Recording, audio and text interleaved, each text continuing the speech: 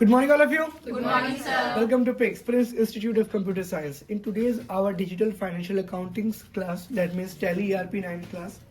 Everybody knows the ERP full form, Enterprises Resources Planning.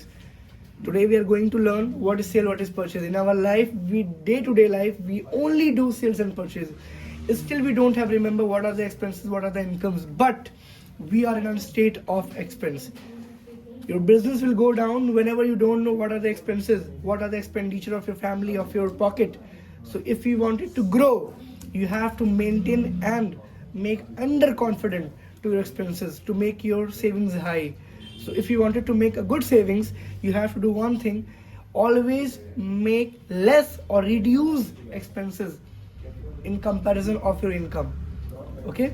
I hope you understand. आप तभी बड़े बनेंगे जब आपकी जो खर्चे होंगे वो आपकी कमाई से कम हो.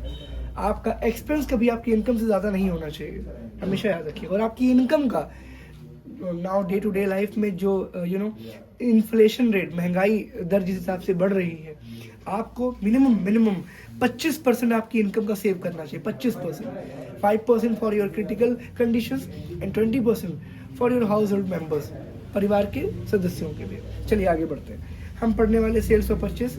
यहाँ पे हमारे पास गेटवे ऑफ टैली ओपन हो रखी, टाइम ना वेयर, तो इसलिए हम कुछ नहीं करने वाले. अकाउंट इन्फो में जाएंगे जो मास्टर ग्रुप में है गेटवे ऑफ टैली से.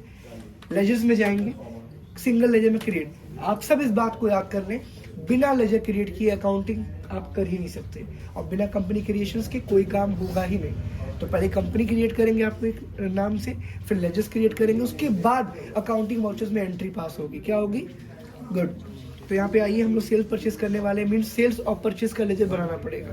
तो सेल्स का बनाएंगे. सेल्स अंडर ग्रुप क्या होगा? सेल्स अकाउंट जाएगा. किसमें जाएगा? सेव कर दीजिएगा.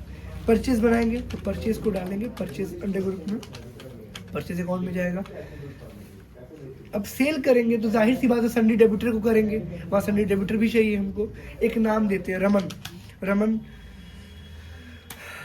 ठीक है, रमन के आगे हम लोग लिखेंगे सन्ड्री डेबिटर.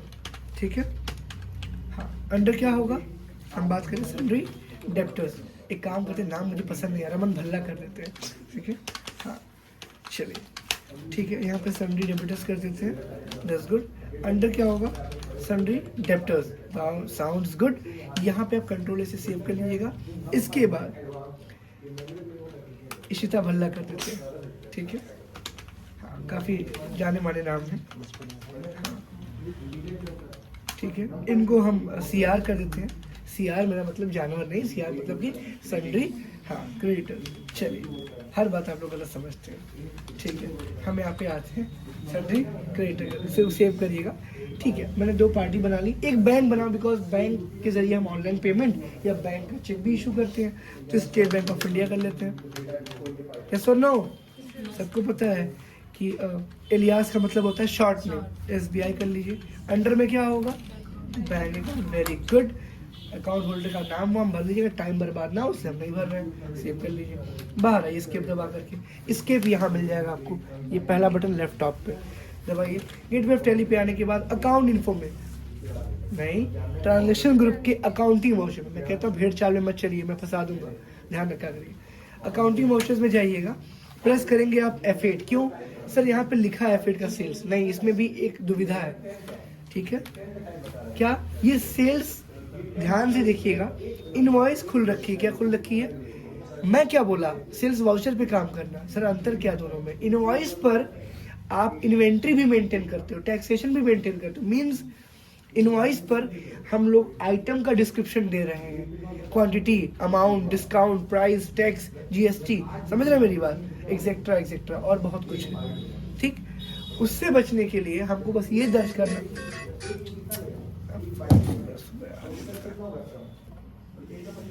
किसी बच्चे ने शायद यहाँ पे गेम शुरू कर दिया था, टोन आ गया इसके लिए. आगे बढ़ते हैं, छोटे बच्चे हैं थोड़े. चलिए शुरू करते हैं फिर से. हम यहाँ कंट्रोल V प्रेस करेंगे. क्या प्रेस करेंगे? Control V. देख रहे हैं आप लोग? कंट्रोल V प्रेस करते ही यहाँ पे वो जो आपका इनवॉइस था वो वाउचर बन चुका. क्या बन चुका है? वाउचर. समझते हैं? मैंने बताया तो आपको, voucher is a written agreement between 2 parties where the parties agreed that they are going to do the same business.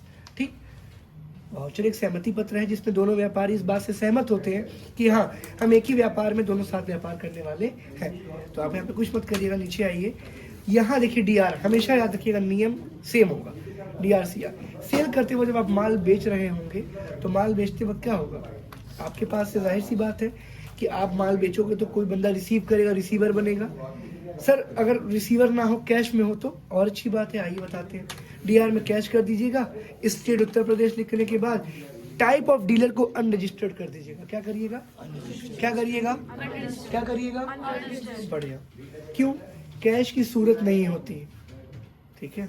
Amount डाल दीजिए। और एक बात और, कोई भी बिल कैश में बेचिएगा या खरीदिएगा तो 49,000 के नीचे ज्यूरिडिक्शन में नहीं आएंगे आप। किस में नहीं आएंगे, हाँ, उत्तर प्रदेश की गाइडलाइन, स्टेट गवर्नमेंट या स्टेट बॉर्डर की ज्यूरिडिक्शन में आप नहीं आएंगे।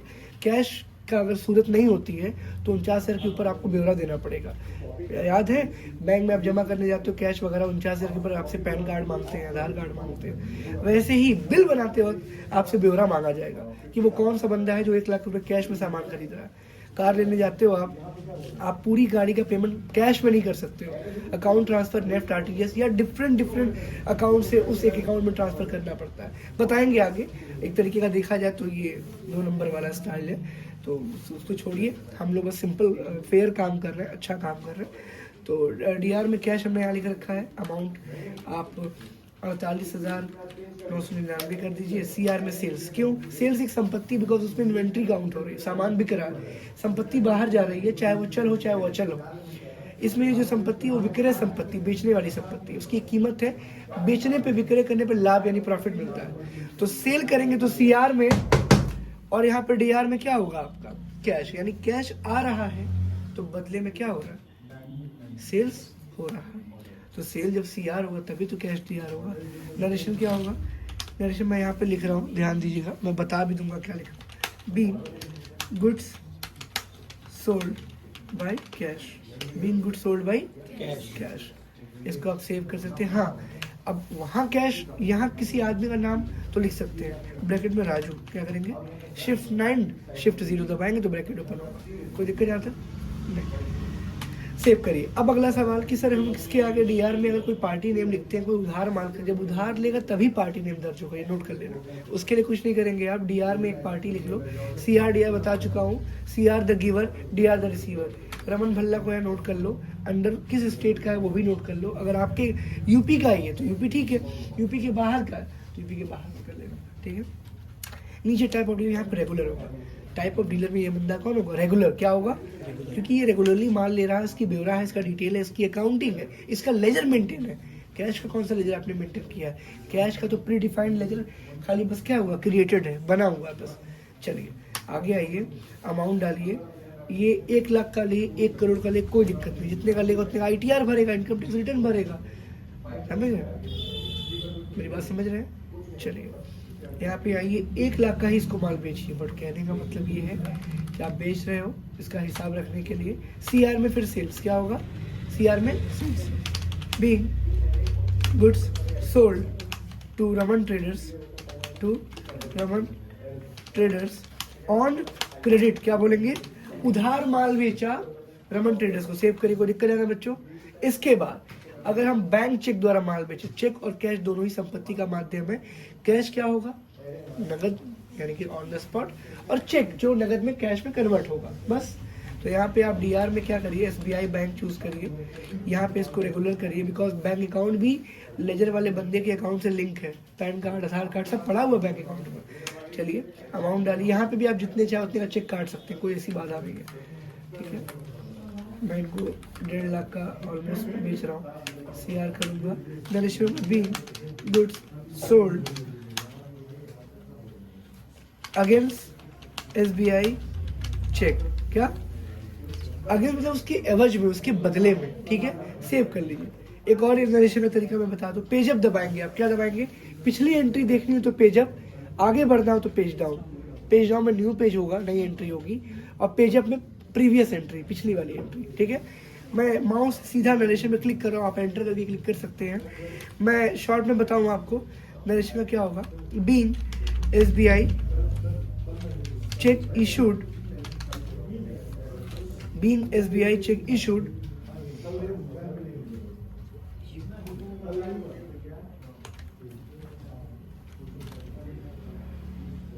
फ्रॉम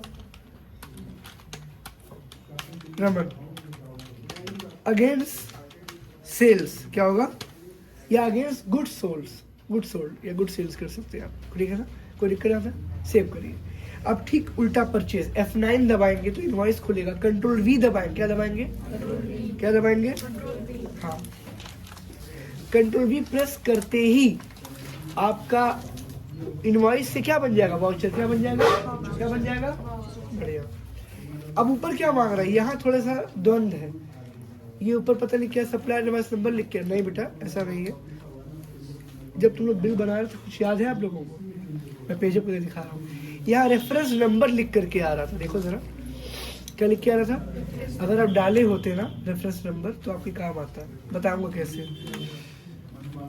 मैंने F9 दबाया, कंट्रोल V दबाया, बोलो सप्लायर इनवॉइस नंबर, जब कोई सप्लायर बिल काटता है किसी सेलर को, बेचने वाले को, तो इनवॉइस जनरेट होती है, क्या जनरेट होती है, बिल नंबर, कि हमने इनको इस नंबर से बिल बेचा है। बिल नंबर मैं एक नाम बता रहा, एक नंबर बता रहा, याद है, शुरुआत अच्छी होनी चाहिए, 1001 डाल दो, डाल दिया मैंने, आगे बढ़िए। डेट की बात करें, अप्रैल चल रहा है, जनवरी, मेरी बात सुनिएगा और नोट डाउन कर लीजिएगा, F2 प्रेस करना, ठीक है। हमने 1001 लिखा, इनवॉइस नंबर की शुरुआत यहाँ से कर रहे हैं, अप्रैल की बात है, F2 दबाएंगे, क्या दबाएंगे बेटा, F2 दबाएंगे तो वाउचर, मेरी बात सुनिएगा, F2 दबाएंगे तो वाउचर का डेट, यानी जिस पे आप नोट कर रहे हो उस पे, लेकिन अगर Alt F2 दबाएंगे, सुनिएगा मैं क्या बोल रहा हूँ, Alt F2 दबाएंगे तो देखिए पीरियड यानी अवधि, एक समय से अगले समय तक, शुरुआत से अंत तक, प्रारंभ से अंत तक। तो 1 अप्रैल आपने लिखा, 31 मार्च पे अंत किया।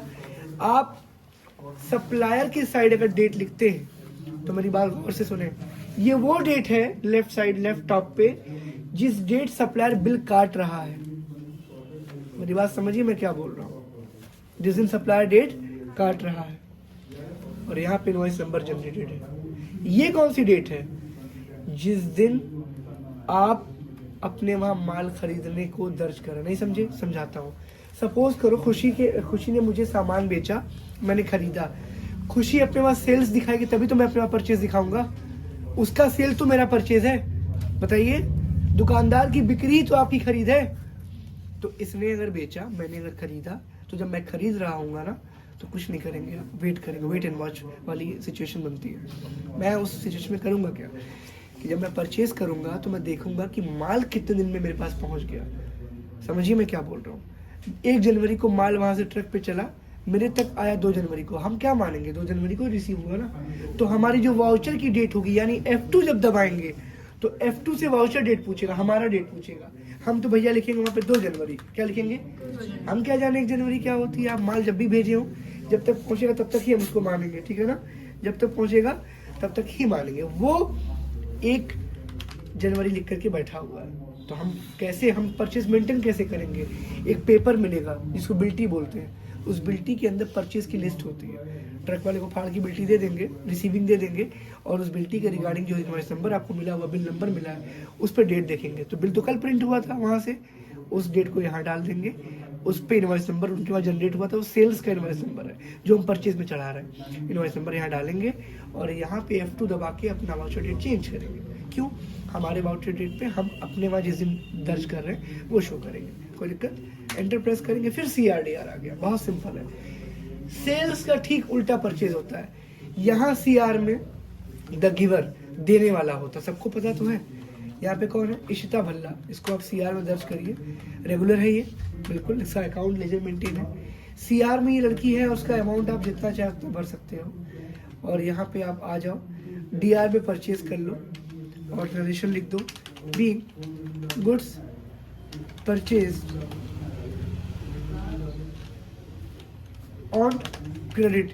अब खरीदा उधार, क्योंकि पार्टी का नाम, द गिवर का नाम दर्ज कर रहे हैं, दुकानदार अगर बेचने वाले को उधार का नाम दर्ज कराता है कि हमने निकिता को माल उधार बेचा, तो निकिता जब घर जाएगी तो बताएगी नहीं कि उस दुकानदार से उधार लेके आए हैं, तो भी दर्ज करेगी ना कि वो देने वाले हैं, वो दुकानदार का पैसा बाकी है उनको देना, ठीक। तो ये हम लोग कर रहे हैं, हम लोग जिससे उधार माल हमने लिया है हम उसका नाम ऊपर CR में लिखेंगे, और DR में परचेज क्या करेंगे, बड़े नरेशन होगा कि हम लोग क्या कर रहे हैं कि हम लोग उधार माल खरीद रहे हैं, कोई दिक्कत नहीं आता, कहीं सेव करिए।